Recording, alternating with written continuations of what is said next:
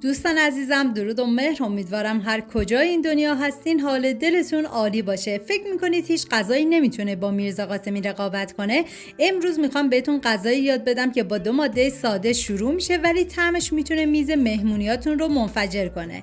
این یکی با بادمجون و گوجه فرنگی، اما نه اونطوری که فکرشو میکنید. 3 عدد بادمجون رو به صورت حلقه‌ای برش بزنید و بریزید داخل یه ظرف و مقداری نمک بهش اضافه کنید و آب بریزید و بذارید به مدت نیم ساعت کنار تا تلخی بادمجون گرفته بشه و بعد از اون روی یه پارچه پهن کنید تا بادمجون کاملا خوش بشه و بهتون پیشنهاد میکنم دست به کار بشین و این غذای فوق‌العاده ساده و خوشمزه رو درست کنید که همه عاشقش میشن. حالا 5 عدد گوجه فرنگی رو باید با دنده درشت رنده کنید. واقعا یه غذای عالی و فوق‌العاده خوشمزه و خیلی سریع و راحت هم درست میشه. و یه عدد پیاز بزرگ هم با دنده درشت رنده کنید.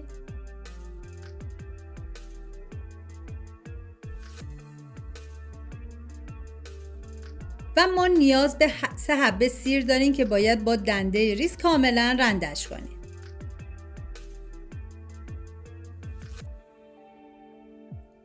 حالا داخل تابه من روغن کنجد میریزم. شما از هر نوع روغن سرخ کردنی که دوست داشتین میتونین استفاده کنید. و پیازی که رنده کرده بودم و میریزم داخل تابه.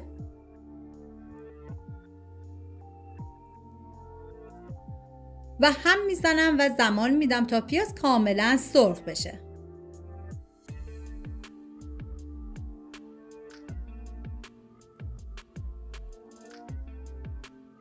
و حالا ادویه ها که شامل نمک، زردچوبه و فلفل قرمز است بهش اضافه میکنم و هم میزنم و میذارم ادویه ها تف بخورن و عطر ادویه ها آزاد بشه.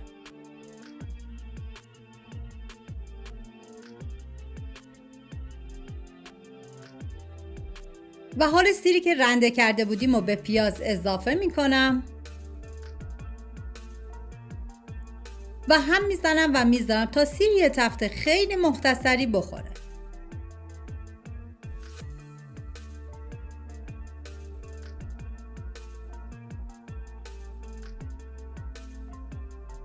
و گوجه فرنگی که رنده کرده بودیم و به پیاز اضافه میکنم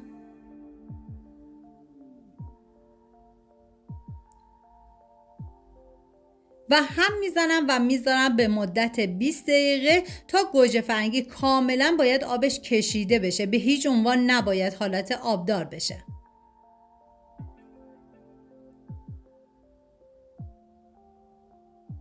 حالا توی این فاصله من بادمجونا رو از آب خارج کردم. داخل تابه روغن کنجد میریزم و بعد از اینکه داغ شد بادمجونا رو بهش اضافه میکنم.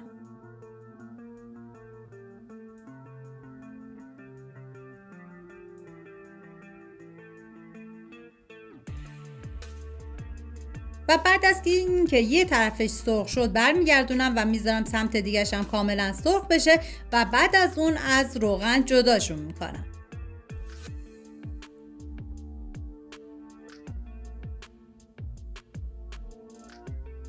و حالا میریم سراغ سسمون که دیگه کاملا ببینین آبش کشیده شده، به هیچ عنوان نباید ذره آب داشته باشه. و بعد من دیگه زیر حرارت رو خاموش میکنم.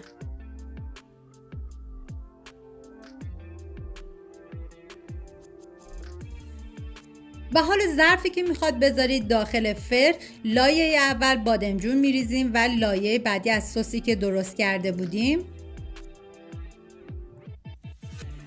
و مقداری پنیر پیتزا. ببینید به هیچ عنوان نذارید که مواد به اطراف ریخته بشه.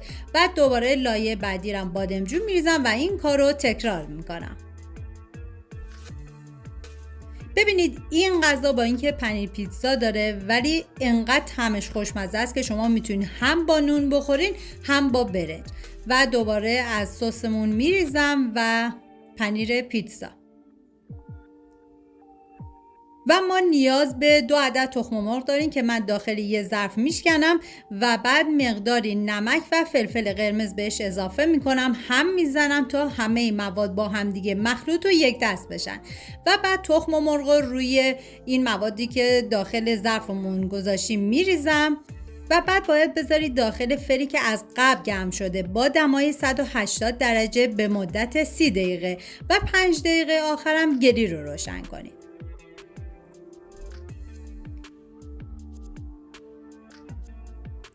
اگه فکر میکردید بادمجون و گوجه فقط به درد میرزا قاسمی میخوره، حالا دیدین که یه شاکار دیگه هم میشه ساخت. اگر این ویدیو براتون جذاب بود حتما لایک کنین و تو کامنت ها بگین که دوست دارین با این 2 ماده دیگه چه غذایی درست کنین و یادتون نره ویدیوهای بعدی قراره طعم و عطر جدیدی به آشپزخونه‌تون بیاره، پس حتما سابسکرایب کنید. امیدوارم این غذای خوشمزه رو درست کنید و در کنار خانواده از خوردنش لذت ببرید. تا درودی دیگر، بدرود.